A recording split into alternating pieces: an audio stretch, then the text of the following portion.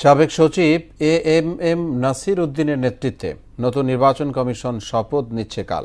এর মাধ্যমে আনুষ্ঠানিকভাবে যাত্রা শুরু করবে নির্বাচনী ট্রেন। নির্বাচন বিশ্লেষকদের মতে দীর্ঘদিন ধরে ভুলুণ্ঠিত ভোটের অধিকার ফিরিয়ে আনতে আমলা নির্ভর নাসির কমিশনকে প্রমাণ দিতে হবে নিরপেক্ষতার, আর তাহলেই মিলবে কাঙ্ক্ষিত ফল। আরও জানাচ্ছেন মনিরুল ইসলাম। নতুন বাংলাদেশের নির্বাচন কমিশন কেমন হবে, প্রধানী বা হবেন কে, এসব নিয়ে হাজারো প্রশ্নের উত্তর মিলল অবশেষে। এরই মাঝে সাবেক সচিব এএমএম নাসির উদ্দিনকে প্রধান করে ৫ সদস্যের ইসি গঠন করা হয়। কিন্তু জনগণের ভোটাধিকার কতটা সুরক্ষিত থাকবে সেটিই বড় চ্যালেঞ্জ। শুরুটা রকিবউদ্দিনের হাত ধরে, এরপর নুরুল হুদা হয়ে দেশের নির্বাচনী ব্যবস্থা ধ্বংসের শেষ পেরেকটা ঠুকে দেয় আওয়াল কমিশন। ৫ আগস্ট শেখ হাসিনার পতনের পর ওলটপালট হয়ে যায় আগের সব হিসেব নিকেশ। ১ মাসের মাথায় পদত্যাগ করে কাজী হাবিবুল আওয়াল নেতৃত্বাধীন ইসি। আমি সহ মাননীয় কমিশনারগণ দেশের পরিবর্তিত বিরাজিত অবস্থায় পদত্যাগ করতে মনস্থির করেছি। এরপর থেকেই নতুন নির্বাচন কমিশনের খোঁজে বাংলাদেশ। সেই অপেক্ষার পালা শেষ হয় বৃহস্পতিবার। সাবেক সচিব এএমএম নাসির উদ্দিন নেতৃত্বাধীন ৫ সদস্যের ইসিতেও যথারীতি আমলাদের জয় জয়কার অবস্থা, যেখানে রয়েছেন ৩ জন সচিব, ১ জন বিচারক, আরেকজন অবসরপ্রাপ্ত সেনা কর্মকর্তা। ভোটারদের প্রশ্ন অতীতের মতোই, প্রধান নির্বাচন কমিশনারের প্রাথমিক প্রতিক্রিয়ায় নির্বাচনের অঙ্গীকারের শেষটাও কি অবাধ থাকবে, এমন প্রশ্ন ভোটারদের।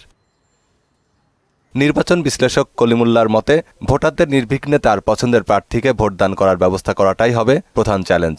তারা সবাই মূলত সাবেক জনকীর্তক, হয় বেসামরিক অথবা সামরিক, এবং এই ছাঁচ বা ট্র্যাডিশনটা দীর্ঘদিন ধরে চলছে। যাদের যে কমিশনগুলো এর আগে নির্বাচন পরিচালনা করেছে তারাও একই পদ্ধতির একটা ভেটিংয়ের মধ্য দিয়ে এসছেন। সার্চ কমিটি রিকমেন্ড করেছে, সবগুলো রাজনৈতিক দলের পক্ষ থেকে প্রস্তাব আহ্বান করা হয়েছে, কিন্তু শেষ অবধি দেখা গেল যে গত কমিশন যেটি গঠিত হয়েছিল কাজী হাবিবুল্লাহর নেতৃত্বে, সেখানেও 10 জনের নাম প্রস্তাব করা হয়েছিল। টিল টু ডেট বাকি 5 জনের নাম কিন্তু আমরা জানি না। তবে আমলা নির্ভর নতুন কমিশন কতটুকু স্বচ্ছতা রাখতে পারবে, এমন প্রশ্নে এই রাজনৈতিক বিশ্লেষকের সাবধানী মন্তব্য।